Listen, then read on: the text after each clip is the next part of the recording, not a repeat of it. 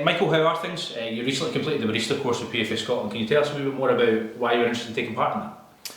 Yeah, first of all, good, thank you. I think coffee's always been something that, firstly, I just enjoy drinking. I think I like the social aspect of it as well. I've got a coffee machine in the house, so I like to kind of make my own coffees as well. But I think just, even from an educational point of view, it's something that I'd maybe thought about in the future of potentially having my own kind of coffee place, or coffee shop or cafe or something like that. So I think understanding a little bit more about coffee, how it's made, and the process behind it would have been beneficial for me. So it was good. There was plenty of members there on the day as well, so boys that you know and some of the girls as well. So yeah, it was good. And as you mentioned there, you were one of a larger group that completed it over a day in Glasgow, one of sort of many courses that the unions put on across the country. What are some of the things you took from that day in particular and you can maybe use going forward?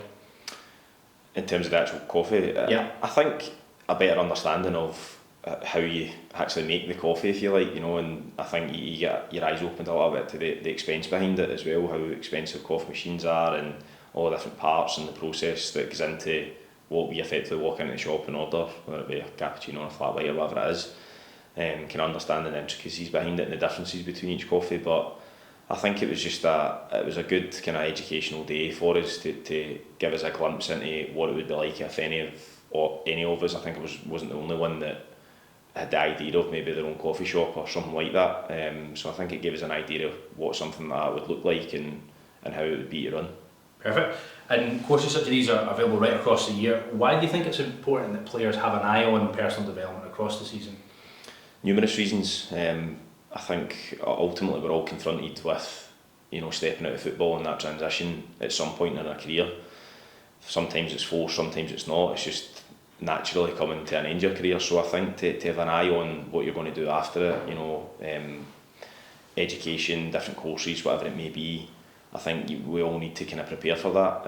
I think it's important to dip your toe into different things because it's such a vast decision whenever football's been all that you know since maybe the age of 16 professionally. So to then have to be confronted with what you're going to do is a real big decision and quite a daunting one as well. So I think trying different courses, trying different industries and different activities can allow you to fine tune what it is you're maybe passionate about or what you would like to do, and you can then gravitate towards that and go and upskill yourself in that particular area. So I think as well it's also a brilliant distraction sometimes from football. I know through my own experiences, whether it be because you're fit and healthy and you're playing, but the ups and downs of football in that sense, or whether it be you're not playing and you're maybe struggling a little bit with not having the same purpose and same values when you're fit and healthy and playing, then education and planning for life out with football can be really beneficial and really helpful. And you'll be in dialogue with members quite consistently. In terms of like the breadth and depth of the courses that PFA Scotland offer, what are some of the things you maybe pass on? Like a lot of players maybe not aware in terms of how flexible we can be with that sort of stuff. Yeah, it's something I always try and encourage members to do. If I'm in a changing room and I hear them chatting about it, we've got brilliant staff here at PFA Scotland, and Chris Higgins in particular, who deals with the education side of things, is more than accommodating and more than happy to help go and search, go and find courses. Of course, we put on certain courses and we raise awareness through specific courses. However, I think we had Chris is more than happy to go and look and see what's out there. For myself, I'd done a counselling course to be a practicing counsellor, and I had raised that with Chris, that I was interested in that particular area. It was something I wanted to pursue, and he went away and done the research on it effectively and come back to me with options, and I then went on to do that. And that's the type of thing that we want to be able to offer here, and fortunately because we've got such brilliant staff, Chris in particular, he's more than happy to go and do that and try and source what it is that you're looking for and try and tailor it towards you. Brilliant. And as you mentioned, obviously your role as chair, focusing on some more topical issues at the moment, again speaking to whether it be players in your own dressing room or wider, what is your view or the view of wider members when it comes to the workload issue being discussed around the globe? So last week we had Brendan Rodgers coming out and talking about the lack of winter break for Premiership players and how that's impacting his squad. What are the views of some of their members? I think overall we see the direction of travel here in terms of workload and schedule, and the message is consistent across the board that it's becoming too intense for players and managers and clubs, that ultimately something has to give with the amount of games, the changes in format to competitions. You know, we see it there that over the last couple of years there's been a January break in the Premier League in Scotland, but due to the reformat of the Champions League, that's then been taken away. I think in the Championship and lower leagues, you know, we as PFA Scotland have asked the players what they want, and they feel it's necessary to have a January break to help with the burden of the workload effectively.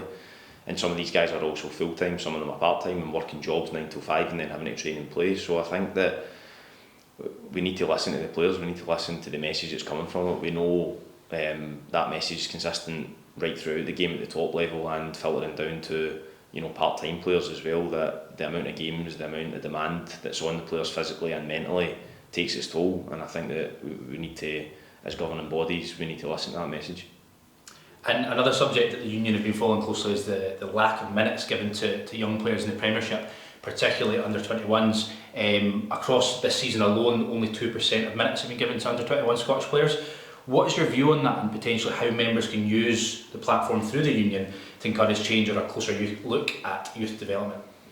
I think it's concerning for the country and the national team in the future that so few players, Scottish players as well, are getting minutes. You know, I benefited from that. A lot of my close friends in football benefited that from when we were younger, that there were certain clubs up and down the country that I felt were well known and had a great reputation for giving opportunity to young players, and there being a real pathway there, whereas it seems less and less common now that young players are getting that, and the stats obviously back that up. So I think there needs to be that incentive for young players to keep them hungry and keep them driven, that pathway's there for them to progress into a first team, and they'll get their minutes and they'll get exposure to first team football, and ultimately the long term effects and impact on our game in Scotland here can be quite damaging, and it can be a problem for us. So it's something obviously we're aware of just now, and I encourage all of our members and all of our senior players to recognise that, and where possible, you know, encourage that use of young players at football clubs, and we need to give them an opportunity the same way that we got opportunities when we were younger.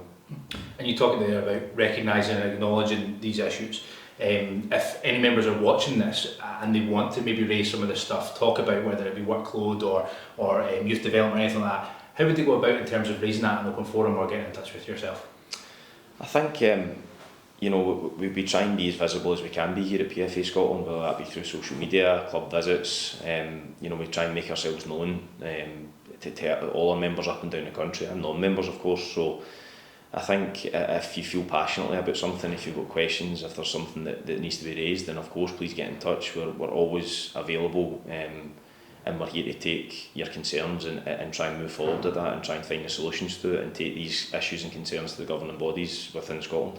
Perfect, thank you very much, Michael.